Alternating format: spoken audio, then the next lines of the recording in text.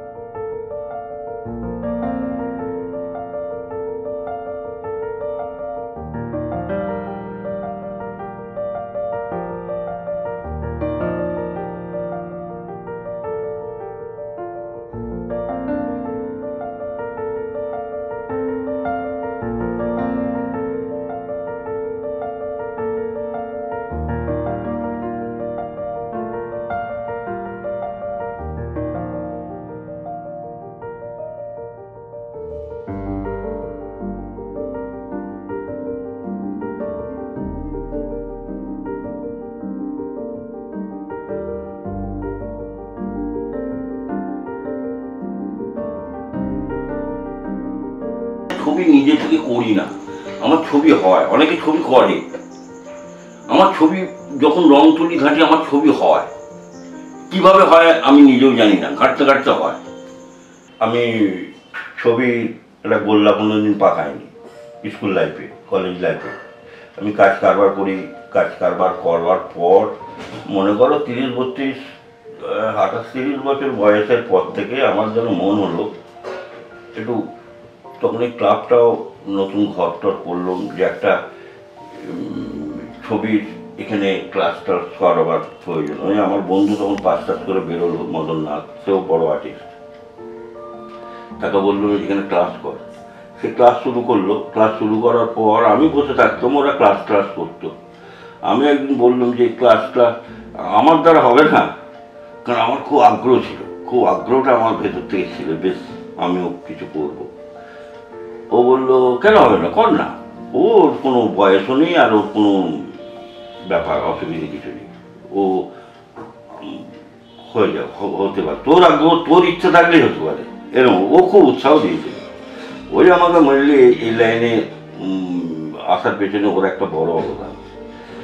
তখন আমি ওই আগলুম বাগলুম খাতা নিয়ে গিয়ে কালি, আমার পেনের কালি ছিল, বললে ওয়াটার কালার করবি, আর কালি যদি থাকে কালি নিয়ে, কালি নিয়ে ঢাললাম। ওই সব পাঁচটা পাঁচ রকম রূপ বেরোলো, দেখাচ্ছে এগুলো রূপ বেরোচ্ছে, এগুলোকে একটু ড্রয়িং শিখতে হবে, একটু ড্রয়িংয়ের কাজ করতে হবে, আঁকি ঝুঁকি মারতে হবে, এইসব হালকাভাবে বললো। তখন থেকে আমার আস্তে আস্তে ওই কিছু করার আস্তে আস্তে আস্তে আস্তে এগোই।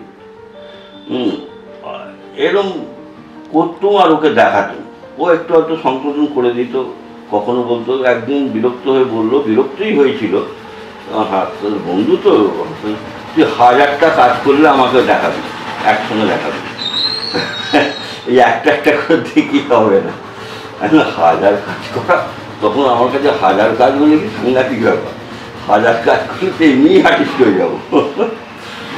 তখন সেই 1000 কাজ করবার পর কেন বলেছিল আমি অনুভব করেছিলাম 1000টা কাজ করার দরকার আছে, খারাপ হোক ভালো, 1000টা পেপারে নিজের কাজ করার দরকার, তবে একটা মানে এই শিল্প সম্বন্ধে মানে ইনভলভমেন্টও হয়, আর অনেক কিছু শিক্ষা হয়, নাড়াচাড়া তুলি রং নিয়ে নাড়াচাড়া থেকে একটা অভিজ্ঞতা তৈরি হয়, সেটা প্রয়োজন আছে। নইলে একটা দুটো কাজ করলুম, ওতে কোনো বড় কিছু হয় না, কেন এই জগৎটা একটা সমুদ্রের মতো জগৎ। সে করে অবসর খানিকটা নিয়ে নিলাম, এই জন্যে আমার এই দিকে বড্ড মনটা ইদানিংকালে চলে গেছে, বিশেষ করে এই করোনার ঠিক আগে থাকতেই না আমার মনটা কেড়ে নিল। ওই জন্য ব্যবসা করতো না, আমি ব্যবসাটা মিললি, আমি কোনোদিন চাকরি বাকরি করিনি, আর চাকরির দিকে আমার মোটিভেশন, আমার সবসময় নিজে কিছু করবো একটা ভাবনা ছিল। হ্যাঁ, যত তাড়াতাড়ি সম্ভব অবসর নিয়ে নিলাম, একটা সেট আপ করে নিলাম রুজি রোজগারের জন্যে, করে এই রং কিনছি, সংসার চালাচ্ছি, ছেলেপুলে দেখছি, এই করছি। কি অন্যায় করছি? তবে একটা কথা কি ভাই বলে রাখছি, ছবি টবি বিশেষ করে এই ধরনের ক্রিয়েটিভ কাজের জন্য না পরিবেশ একটা বিশেষ হেল্প করে। সেদিক থেকে আমার ওয়াইফ বা আমার ছেলেরা আমার সঙ্গে আমার পরিবেশ, আমার মনকে কোনোদিন নষ্ট করেনি, সবসময় হেল্পই করেছে। এটা এটা আমার একটা ওপরওয়ালার বলতে পারো। যদি ডিস্টার্ব থাকে ক্রিয়েশন হয় না, নতুন কিছু করবো এই জিনিস হয় না। পরিবেশ যদি অনুকূল না থাকে ক্রিয়েটিভ কাজে জানি না অন্যান্য মানুষ কীভাবে পারে। মনে একটা নিজস্বতা চাই, মনটা নিজস্ব মানে একাত্ম হওয়া চাই। একাত্ম না হলে হয় না। সেখানে যদি ফ্যামিলিতে ডিস্টার্ব থাকে, 1000 রকম ডিস্টার্বের মধ্যে নতুন কিছু করা মুশকিল হয়ে যায়। আমি অনুভব করেছি, আমার সেদিক থেকে আমার পরিবেশ আমার অনুকূল, আমি কোনো ডিস্টার্ব অনুভব করি না।